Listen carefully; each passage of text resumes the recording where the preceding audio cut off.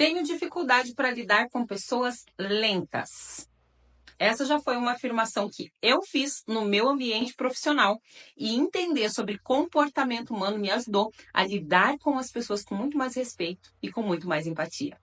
O meu nome é Evelyn Mello, eu sou especialista em inteligência emocional e compartilho com você sugestões práticas para que você também possa desenvolver mais essa habilidade na sua vida e retomar o controle dela aí no seu dia a dia, seja no aspecto profissional, seja no aspecto familiar. E dentro do meu ambiente profissional, gente, eu já tive muitas aprendizagens. E uma das aprendizagens que eu tive em relação a esse convívio com colegas de trabalho, justamente está relacionado com as dificuldades, com os desafios que a gente enfrenta. Eu, como falei para vocês aqui no princípio, fui uma pessoa que já falou muito isso. Tenho dificuldade para lidar com pessoas que são mais lentas, que não têm aquela tomada de decisão rápida. Pessoas que muitas vezes precisam pensar demais. Pessoas que às vezes a gente até usa o termo por aqui, cola as placas, sabe? Você dá um comando e às vezes a pessoa fica ali processando, como é que é mesmo? Às vezes até te pergunta de novo, porque ela precisa realmente ter certeza das informações. Muitas vezes eu tive dificuldade de lidar com gente assim. Por quê? Porque naturalmente tem um perfil oposto a isso. A minha característica natural de essência é ser uma pessoa numa tomada de decisão muito rápida, algumas vezes até impulsiva, e que realmente é uma pessoa muito dinâmica, muito para frente, que faz muito rápido, que acontece de uma maneira muito rápida. Só que a gente precisa entender, como a minha mãe sempre diz, cada um é cada um, ninguém é todo mundo. Isso é uma sabedoria, gente, porque de fato, cada um é cada um. E as pessoas têm perfis de comportamentos diferentes.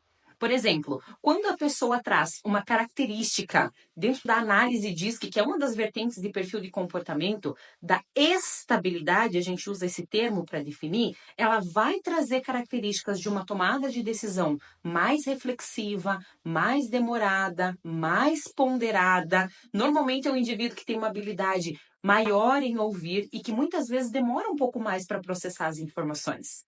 Então, ele é um indivíduo que naturalmente tem um tempo para reação, tem um tempo para acontecer, para processar as coisas, que é um tempo mais lento.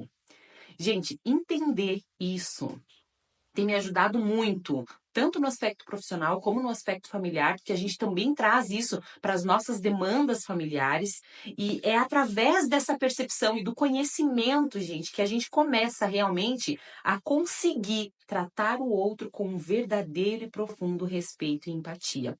Porque às vezes a gente diz aqui, né, não, mas eu sou uma pessoa que respeita, eu sou uma pessoa que tem empatia, mas se a gente não consegue lidar com essas questões diferentes que às vezes o outro nos traz e a gente usa, né, expressões às vezes negativas para definir um estilo de comportamento, a gente não está sendo respeitoso e muito menos empático em relação ao outro. E outra coisa que me ajudou, gente, a entender isso e a realmente aplicar isso cada vez melhor na minha vida é perceber o quanto esse comportamento do outro me incomoda. Quando a gente para pensar por que os motivos reais, profundos e verdadeiros do porquê alguns comportamentos de outras pessoas nos incomodam tanto, nos afligem tanto, a gente começa a entender que às vezes aquilo que tanto me incomoda no outro dói dentro de mim justamente porque isso é algo que nos falta. Isso doeu a primeira vez que eu ouvi.